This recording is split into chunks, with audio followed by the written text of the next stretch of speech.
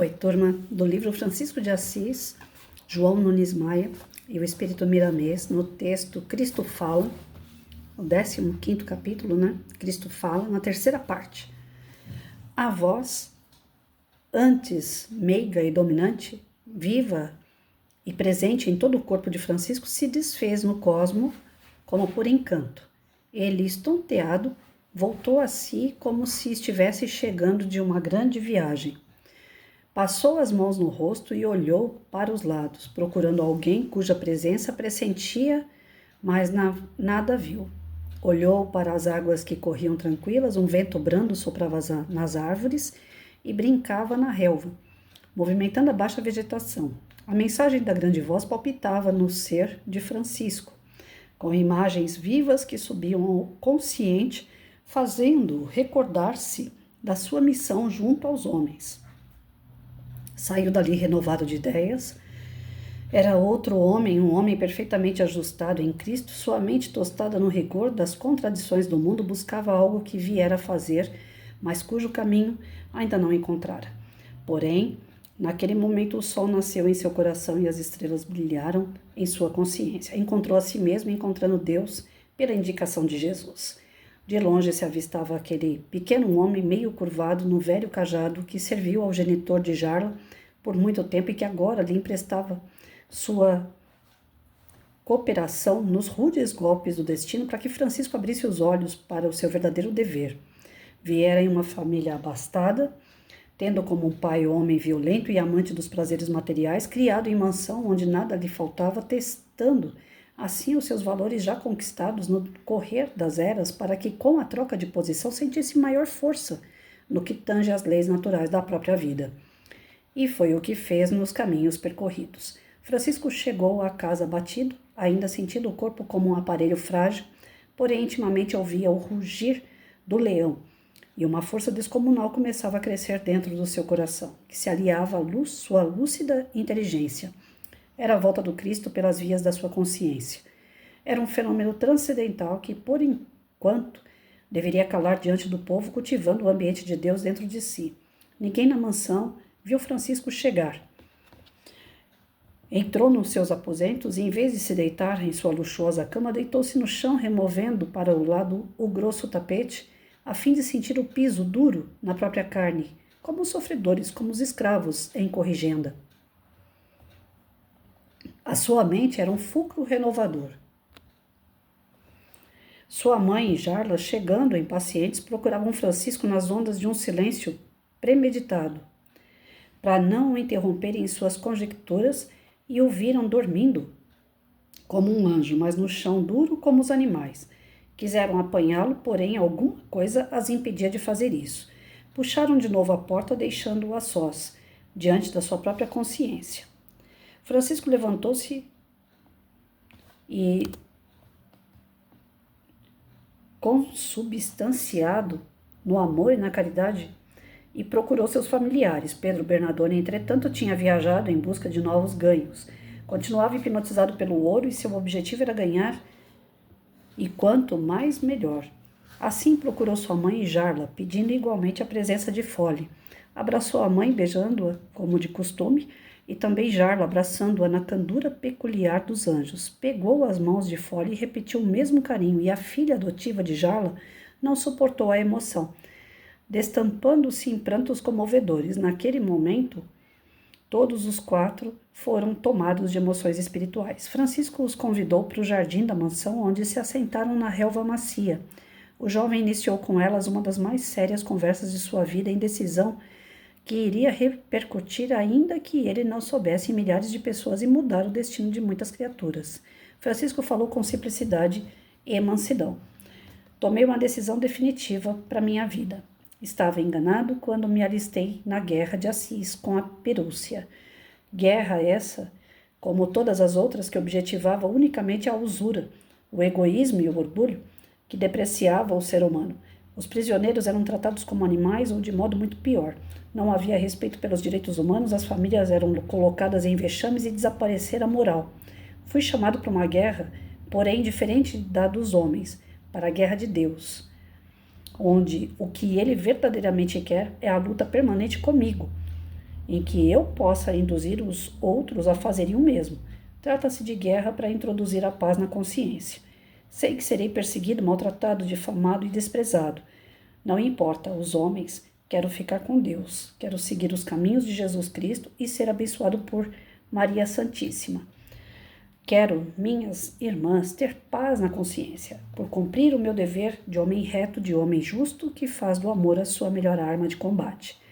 Vós me compreendereis por sentirdes nos corações a verdade que muitos não percebem. Vós sois a ajuda dos céus, com a qual Deus me premiou para as minhas necessidades. Não surgi no mundo por acaso, pois todos viemos com tarefas cujas definições não nos pertencem. E sim, aquele que tudo fez e que nos governa a todos. Quero e peço que a sua vontade se faça em minha vida. Eu serei obediente aos seus desígnios. Bem sabeis do respeito que tenho por meu pai, minha mãe e por todos vós. No entanto, peço que me entendais. Doravante somente obedecerei a Deus pelas vias do Cristo, pois comecei a ouvir a sua magnânima voz mais diretamente. Ele é o meu caminho, a verdade é a vida. Eu não me pertenço mais. Não tenho medo de ameaças humanas e, em se cumprindo em mim a vontade de Deus, irei renunciar a tudo que meu Pai acumula para o meu futuro, que pertence ao Senhor dos céus. Rogo-vos compreensão e ajuda pelas orações que certamente muito me valerão nos meus caminhos. Estou sentindo a verdade e me considero livre nas condições da terra e prezo a Cristo pelo amor. Deverei reconstruir a igreja do Senhor e começarei levantando paredes para que as minhas mãos provem que estão ligadas em um corpo obediente os mandos a Deus. Quero agradecer profundamente a mamãe por tudo que fez por mim até o presente momento. Quero agradecer a Jarla, que reconheço ser um anjo em meu caminho e pelo que me ensinou de nobre e de bom. Quero agradecer também a Folly, pelo que vai ser de útil à mamãe e a Jarla nessa casa. De hoje em diante, me considero livre dos bens terrenos e de família de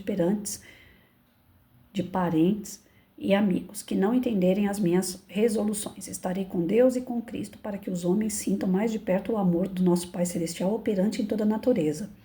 Quero ainda que vos saibais da minha admiração pela religião católica apostólica romana, pelo Papa, pelos cardeais, bispos e padres e por todos os movimentos para o bem na terra e por onde a caridade passar. Eu sentirei muita gratidão.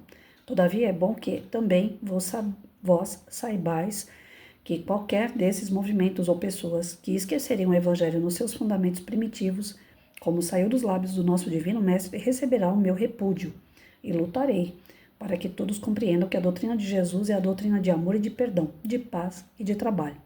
Tenho vontade de tirar o nosso Mestre da cruz, onde todos o adoram, para que ele venha ao nosso encontro sorrindo, porque a alegria para nós é a força que anuncia a felicidade. Compete a mim entender Cristo em espírito e verdade, sem exigências, amando e trabalhando, servindo e compreendendo, cantando e construindo para que algum dia a humanidade venha conhecer o nosso esforço de ajudar sem procurar ajuda para nós, de ajudar por amor a Deus e ao próximo. Sei que estou falando muito, mas devo falar mais, por não saber se encontrarei outra oportunidade como esta, pela disposição que tendes de me ouvir. Agradeço por isso a todas e rogo aos céus que vos abençoe sempre. Não quero, se me permites, nem herança de nome, ficarei com um simples Francisco, e se os céus permitirem o sobrenome de Assis, onde devo começar a trabalhar sem demora, mas que também caiam umas barreiras de regionalismo, porque desejo compreender e viver dentro dos ideais do universo. Quero, minha mãe, se me permites antes, peço que não te ofendas, que até o amor que tenho para contigo seja o mesmo para com outras mães. Perdoa-me se isso te ofende, pois estou falando a verdade. A minha gratidão por Deus é imensa, por ter me dado mãe como a que tenho. A ti, Jarla, 1000 desculpas peço, porque bem sabes o que vou falar por conhecer a minha sinceridade. Amo-te muito, Jarla, como peça de mim mesmo, mas devo amar todas as Jarlas do mundo, que sei espalhadas em muitos lugares da terra por bênçãos de Deus. Sei do teu interesse por nossa paz e te agradeço do fundo da alma pelo que tens feito por mim. Folly, tu és uma flor ainda em botão, porém sentimos o teu perfume a nos confortar a todos. Estás entre 2 anjos de Deus, e e aí deves permanecer, pois mais tarde poderás crescer para a luz da vida na luz do amor. Ah, meu pai que ora se encontra viajando, que Deus o abençoe sempre, e para ele a minha gratidão e o meu amor. Jarla olhou para Francisco e viu que ele estava envolto de luz. Olhou para Pica e viu que ela também havia percebido isso e que seus olhos vertiam grossas lágrimas, sentindo no coração a realidade do que ouvira.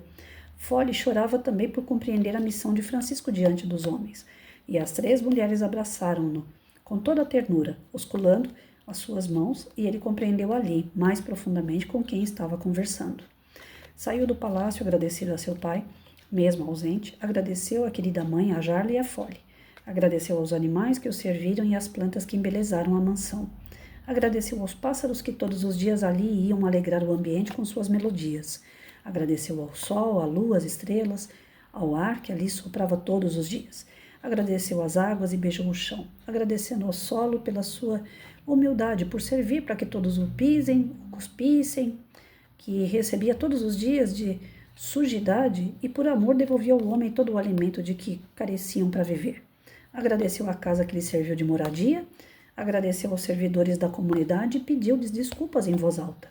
Agradeceu a Deus e a Jesus fixando o firmamento. Lágrimas derramaram-se abundantemente por suas faces e com voz entrecortada de soluços agradeceu à Mãe Santíssima e saiu da casa de seus pais.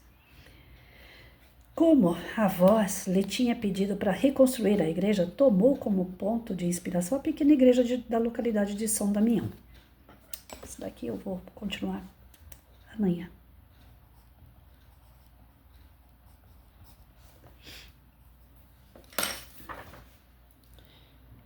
Bom, depois desse momento íntimo que ele teve com Jesus, né, desse abrir da consciência, de conseguir entender a sua missão, e olha que não é uma missão para qualquer um, né, gente? Cá para nós, se alguém chegasse agora em vocês, em mim, e falasse assim, olha, você larga tudo e vai socorrer os pobres, e vai viver no meio da pobreza.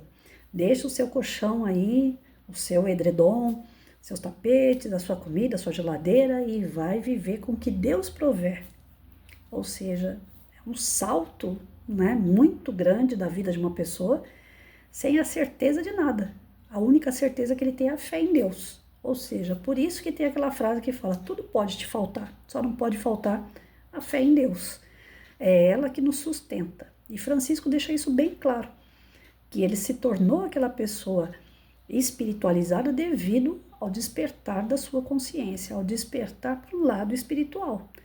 Esse lado espiritual, quando fala mais alto, é aquele momento que os cristãos se jogavam na arena aos leões, é o momento das cruzadas para muitos soldados que iam em nome do Cristo.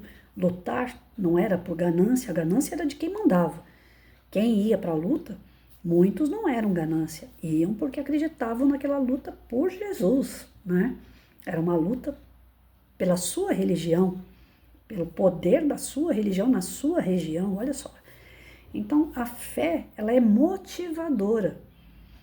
Ela faz a gente cometer atos, ações, que fica parecendo que são insanas, né? Ah, o cara ficou louco, Francisco de Assis ficou louco. Largar tudo que ele tem de bom e do melhor para viver com uma roupa no meio de pobre e vivendo de mendigagem, porque ele não trabalhava, ele não ganhava dinheiro, como é que ele ia comer? Como é que ele ia se sustentar? Então ele estava dando um salto no escuro. A única coisa que não era escuro nisso tudo era a fé que iluminava as ideias dele, a trajetória que ele vai ter daqui por diante. E ele firmou aquele trato com Jesus, né? Voltou, aquele trato que foi feito no campo espiritual, voltou no momento que ele despertou daquela conversa que ele teve íntima com Cristo. Ou seja, ele vai ser amparado, ele tem certeza que vai ser amparado, mesmo não sabendo como ainda. E muitas das vezes a gente não tem, né, a fé do grão de mostarda que Jesus dizia. A gente não larga tudo para seguir Cristo, né? Se alguém bate na tua porta e te chama para ir para um baile, uma festa, geralmente você vai. E se for no dia de assistir uma palestra espírita ou um culto, uma missa, você fala, outra hora eu vou na missa. Porque se eu não for na festa, vai ficar mal, vai ficar chato para mim.